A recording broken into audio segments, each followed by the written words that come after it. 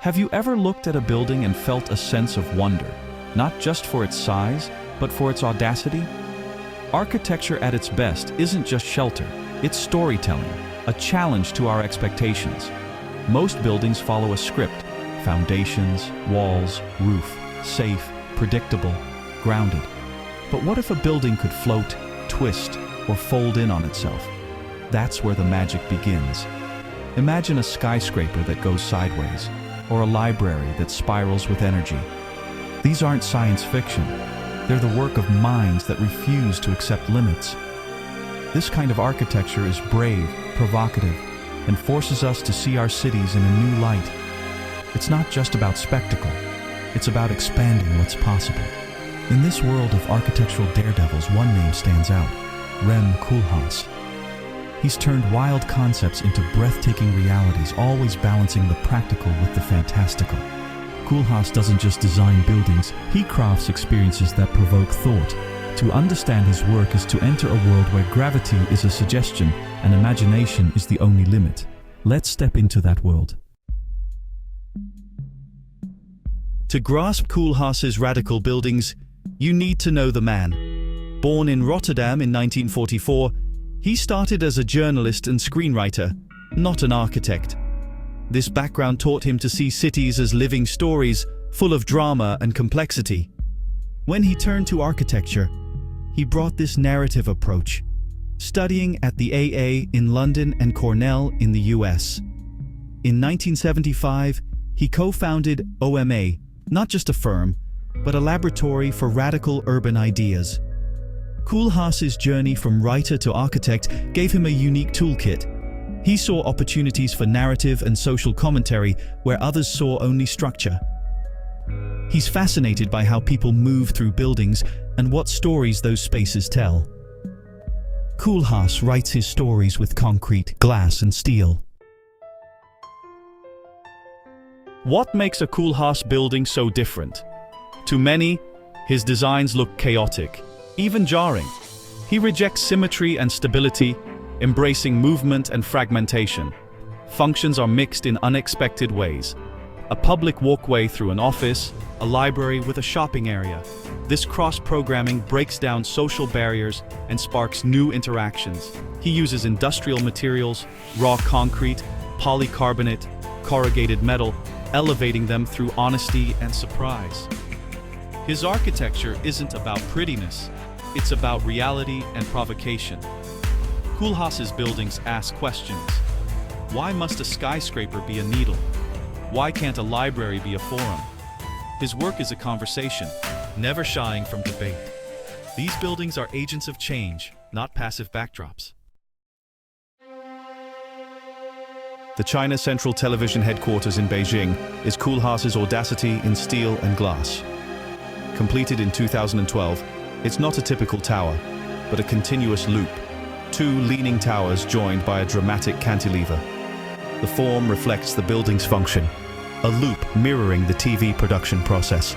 Staff can move through the entire circuit without leaving the structure, a perfect fusion of form and function.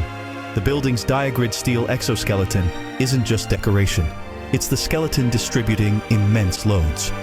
The grid tightens where stress is highest, mapping the forces that hold it together. Locals call it Big Pants, but it's become a modern icon, provoking debate and symbolizing China's ambition. It stands apart from Beijing's traditional skyline, a bold statement of possibility. Koolhaas didn't just give Beijing an office, he gave it a landmark that challenges perceptions. The impossible made real. If CCTV is about power, the Seattle Central Library is about public space and knowledge. When OMA won the design competition in 1999, they didn't just build a bigger library, they reinvented it for the digital age. The building's stack of floating platforms, wrapped in a diamond-patterned glass skin, looks like a pile of shifted books. Each platform serves a specific function, but the real innovation is the book spiral, a continuous ramp that makes browsing seamless. Inside, natural light and bold colors create a dynamic, welcoming atmosphere. This isn't a hushed, solemn library. It's a bustling living room for the city. Quiet reading areas blend with social spaces, making the library a true community hub. Since opening in 2004, it's become a beloved civic icon and a destination in itself. Koolhaas proved that architecture can reinvigorate public institutions and make knowledge vibrant and accessible. In a digital world, physical spaces for learning matter more than ever. Koolhaas's buildings seem to defy gravity, leaning, cantilevering, twisting in ways that feel impossible. This isn't magic, but the result of daring engineering and creative vision. Collaborating with engineers like Cecil Balmond, Koolhaas turns wild sketches into stable structures. The CCTV's massive cantilever and the faceted Casa da Música in Porto are feats of structural innovation. Instead of hiding structure, Koolhaas makes it part of the architecture, like the diagrid exoskeleton on CCTV or the steel grid of Seattle's library. These choices create emotional impact, awe, tension, even a little fear. Koolhaas crafts experiences that challenge our sense of stability and celebrate human ingenuity. His buildings remind us, with creativity and engineering, even concrete can dance. The thrill is real.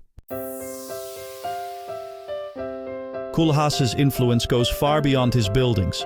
He's changed how architects, planners, and the public think about cities, making complexity and contradiction not just acceptable, but desirable. Many leading architects like Zaha Hadid and Bjarke Ingels were shaped by Ome's culture of research and debate. His work has shown cities that bold architecture can spark regeneration and civic pride. Koolhaas's buildings demand attention and debate, making architecture a public conversation. He wants us to react, to think, to question the spaces we inhabit. In doing so, he's made architecture more democratic and accessible. To understand Koolhaas, look beyond the buildings to the philosophy behind them. OMA is paired with AMO, a think tank exploring everything from fashion to politics. This dual approach fuels OMA's architecture with intellectual depth.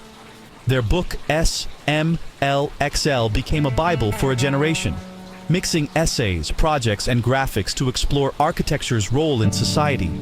Koolhaas is fascinated by junk space, the messy, generic spaces of modern life, and studies them with scientific intensity. Every OMA project starts with research and questioning, not a preset style. Each building is a unique response to its context, program, and culture. Koolhaas builds not just structures, but a commentary on the world we live in. In a world that settles for the safe, Koolhaas stands for creative courage. His legacy is more than spectacular buildings. It's a legacy of questioning and innovation. He's shown that architecture can be witty, provocative, and deeply engaged with real life. Koolhaas inspires us to look at our surroundings with fresh eyes and demand more from our spaces. For young architects, he's a blueprint for ambition, proving radical ideas and commercial success can coexist. Ultimately, Koolhaas's story is about daring to ask, "What if?" and having the courage to answer with concrete, glass, and steel. He reminds us all, with imagination and courage, the impossible can become reality.